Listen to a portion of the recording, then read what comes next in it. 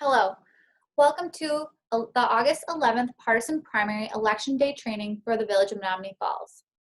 This training has been created for election officials scheduled to work at the August 11 Partisan Primary election. My name is Amy Vanderhey, Deputy Village Clerk for the Village of Menominee Falls, and I will be presenting today's training. So what is a partisan primary? Wisconsin has had a partisan primary since 1915. This is where voters can only vote in one political party's primary. Voters are not required, though, to be registered with a political party to participate. We're going to talk about different things that can happen during an August 11th or an August partisan primary election. Overvoted ballots. An overvoted ballot is where a voter will fill in two circles for two candidates under a vote for one contest.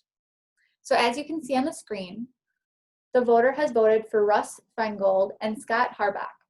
So this would be created an overvote, which you can see would show up on the DS200 screen. You will ask, if this happens, the machine person will have to return the ballot and see what is wrong with the ballot and discuss with the voter how they can fix this.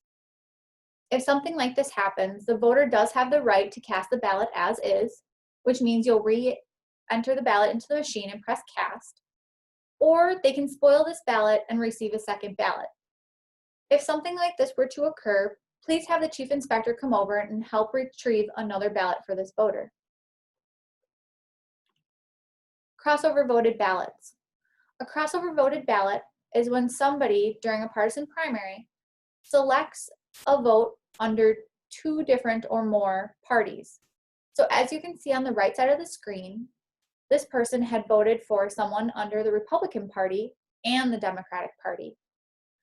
On the picture on the left is the DS200 picture, which shows a crossover voted ballot.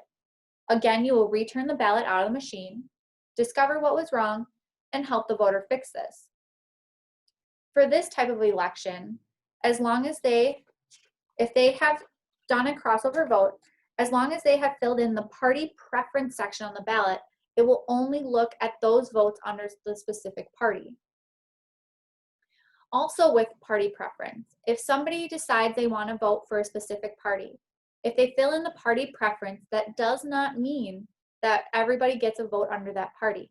They still must select specific people under the party they wish to vote for.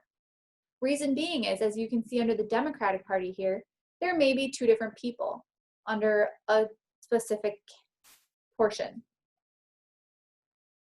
If a person decides that they wish to continue to vote even though it's crossover, they do have the right to do so. Again, you'll put the ballot back in the machine and push cast. Or if they messed up and did not fill in the party preference portion correctly, then they can again spoil their ballot and retrieve a new one.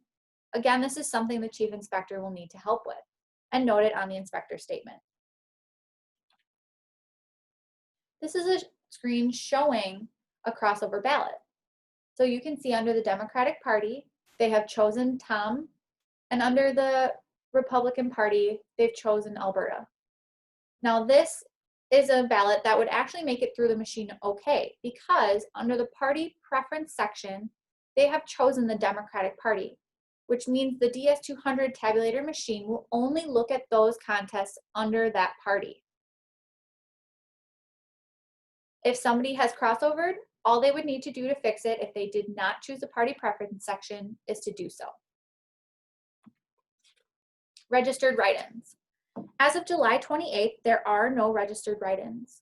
If closer to election date, some are registered write-ins, we would let the Chief Inspectors know this.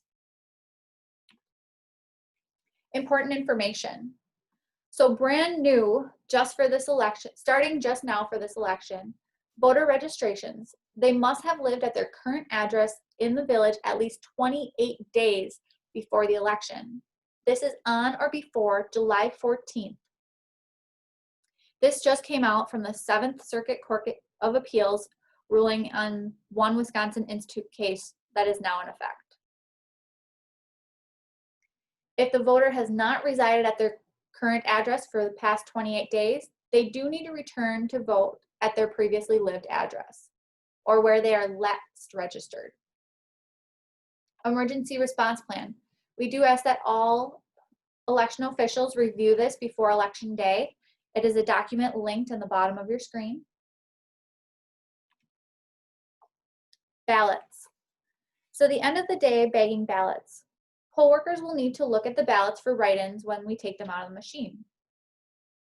Ballots will be bagged by machine, not by ward, and any party represented poll workers must sign the ballot bags and help with this process. The ballot bag seal numbers will be written on each inspector's statement. For this election, there is no requirement to bag the ballots by ward, but you will need to use multiple bags. We don't want to overfill the bags. So question and answer. We get these questions quite often, so we figured we'd give you some questions that we've heard previous. So what is a confidential voter?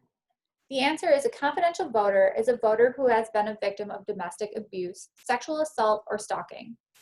Confidential voters will present a card in place of them stating their name and address or showing their photo ID. This card is given out by our village clerk, Janice Moyer. We do have a confidential voter, and the chief inspectors are aware of this. So question number 2, what should be done if a voter attempts to leave the polling place with their ballot? The voting equipment person or machine person must ask them to stop and either put the ballot in the voting equipment, or if they do not want to, then they must spoil their ballot. This must be noted on the poll list by their name and on the chief inspector's statement. You may reuse the voter number at that time. If there was more trouble, you can always call clerk services. Question number 3, can poll workers ask the voter to spell their name? The answer is yes, the poll worker can. Make sure that they say their name first. If you are unsure of the spelling and it's hard to understand the voter, you can ask them to spell their name. This way you are easily able to find it in the poll book. This goes along with addresses. We have very long addresses here in the village of Menominee Falls, and so if you need them to restate their address, you can do so. Question, is an X acceptable for a signature? The answer is yes. The poll worker does not need to note anything when a voter uses an X as a signature. For voting registration, how old can a utility bill, bank statement, or paycheck be? The answer is a utility bill or bank statement must be within the last 90 days. A paycheck, there is no time frame. Next question, can attire from a veterans organization be worn? The answer is a voter can come into the polls with veterans organization attire on, but poll workers should try to keep everything as neutral as possible. Please do not wear veterans attire if you are working at the polls. We do not want to be causing any electioneering. Is a mortgage statement an acceptable proof of residency when registering to vote? The answer is yes. A mortgage statement issued by a bank or credit union is an acceptable proof of residency document, as long as it has their current name and their address on it. Thank you for listening. There will be a short survey at the bottom of your election training screen. Please provide any constructive feedback that you can to help us improve our training portion of the website. Thank you and have a nice day.